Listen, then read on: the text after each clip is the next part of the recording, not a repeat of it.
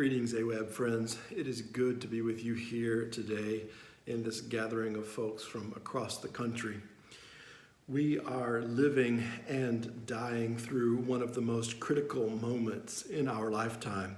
Churches are discerning our way into a future that is full of uncertainty and precarity, a time in which we will be called to cultivate with renewed faithfulness the practices of compassion and peace and justice. I wondered in this time what I could bring to this gathering today, a group so full of passion and energy for inclusivity and justice and the realization of God's expansive kingdom.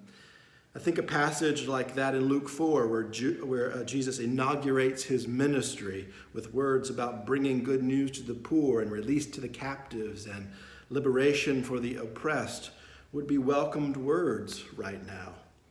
Or the commissioning of the disciples at the end of Matthew's gospel in the triumphant light of resurrection, heralding the authority of heaven and earth being in the hands of Jesus even to the end of the age, could inspire comfort as we look toward the uncertainty of the days ahead.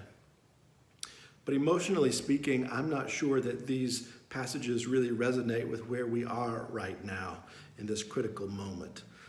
Excitement at the beginning of something brand new, or energetic triumph of the resurrection mission ahead. As we move into some of the most difficult times that we have yet experienced, what resonates most right now might just be the last words that Jesus and his disciples shared together. Center your hearts and minds on this sacred text from Acts chapter 1, verses 6 through 11. So when they had come together, they asked him, "Lord, is this the time when you will restore the kingdom to Israel?" He replied, "It is not for you to know the times or periods set by my parents' own authority, but you will receive power when the Holy Spirit has come upon you, and you will be my witnesses in Jerusalem and all Judea and Samaria and to the ends of the earth." When he had said this, as they were watching, he was lifted up, and a cloud took him out of their sight. While he was going, and they were gazing up toward heaven, suddenly two men in white robes stood by them. They said, "Men of Galilee, why do you stand looking up towards heaven? This Jesus, who has been taken up from you into heaven, will come in the same way you saw him go into heaven." They all still had questions. "Lord, is this the time that you will restore the kingdom?" It was the last question they would ever be able to ask him. There was a sense of urgency in their collective voice as they confronted him for answers. And without warning, he was leaving them, lifted up into the sky, a cloud taking him out of their sight. And they are left without the answers that they wanted, with work ahead that seems too daunting to imagine, and a future precarious and uncertain. And the text says, while he was going and they were gazing up. Can you imagine them watching him as he starts to go, levitating from the ground, and then seeing him ascend just over their heads, and then still not sure if he was going to come back down again, start to look smaller and smaller against the blue sky? Were they standing there looking for a few seconds, or for a minute or two, or for half an hour? Still not sure if they could see him against the blue sky above. And then the two men in white robes appear, and we've usually heard their admonition as a command, something like, "Stop looking at him and get on with your work." But can we imagine these two messengers not rushing them to stop looking and move on, but simply marveling at how intently they are lingering in this moment of wonder and awe? "Men of Galilee, why do you still stand here looking toward heaven? He's been out of your sight for at least 10 minutes now. And then there's the next statement they make to the disciples. This Jesus, who you have seen taken up from you into heaven, will come again in the same way you saw him go. Which I suppose we've always taken to mean that there'll be a second coming in which Jesus will descend from heaven. But the statement itself doesn't exactly suggest that. The way they saw him go was ascending. How could he come again in the same way? What if the angelic messengers meant something more like the quality of how he was taken from you into heaven will be the same quality you experience in his returning to you? You saw him go and felt awestruck and a deep sense of wonder that made you stop and marvel. That is exactly the quality of experience you'll have when he returns.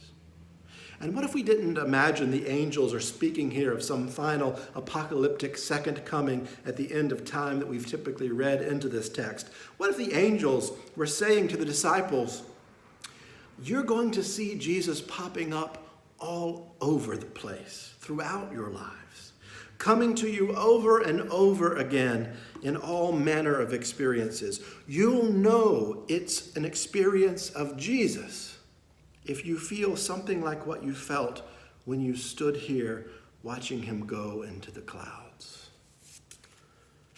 And what about Jesus' role in this story? We've often read this text with some presumption that there was a fixed timeline of what should happen. There's a crucifixion and a resurrection and then appearances and then an ascension into heaven and then the coming of the Holy Spirit. We've institutionalized this progression in our liturgical patterns of worship, going through these motions year after year. But what if we imagined that the ascension of Jesus into heaven was a spur-of-the-moment decision? Not something well planned in advance with a theological meaning to be conveyed and institutionalized in creeds, just something that happened. Following their questions about time and place, quests for specific knowledge about what and when and how, Jesus began ascending, moving gradually away from them, but not horizontally, vertically, like nothing they had ever seen before. And all of them just stood there, silent, no more questions, just watching in awe.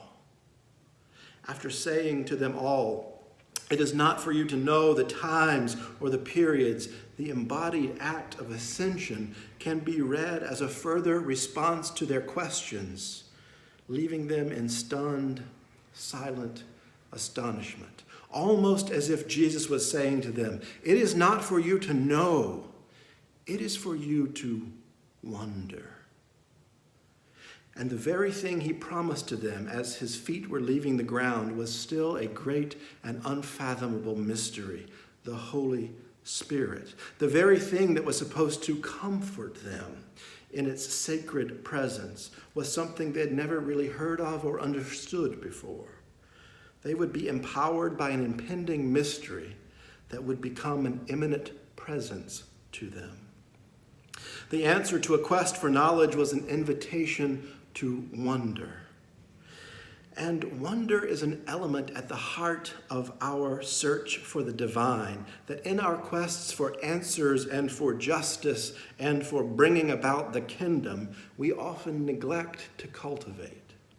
Read this way, this passage suggests that wonder might just be as vital an ingredient to our practice of the faith of Jesus as bringing good news to the poor and release to the captives and letting the oppressed go free, opening us toward new ways of looking at the world and responding to the entangled connection of our lives with the larger web of life. So as we sit here together today, on the precipice of a future full of precarity and uncertainty and one likely of great difficulty, we have questions. We want answers. When will order be restored? When will the expansive kingdom come to full fruition? When can we expect to see a little justice on the horizon? And while it's not the answer we're looking for as we're left here feeling alone with the most daunting days we've ever faced ahead of us, it may be the response we most need to hear and see and feel in our bodies right now. It is not for you to know the times or places. It is for you to wonder.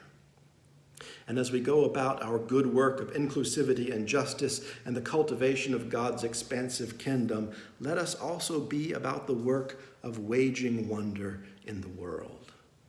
And when you experience the feeling of being awestruck, entranced in a deep sense of wonder that makes you stop and marvel a little longer than you should, when you feel impending mystery becoming imminent presence, that's how you'll know you've experienced Jesus returning to you once again.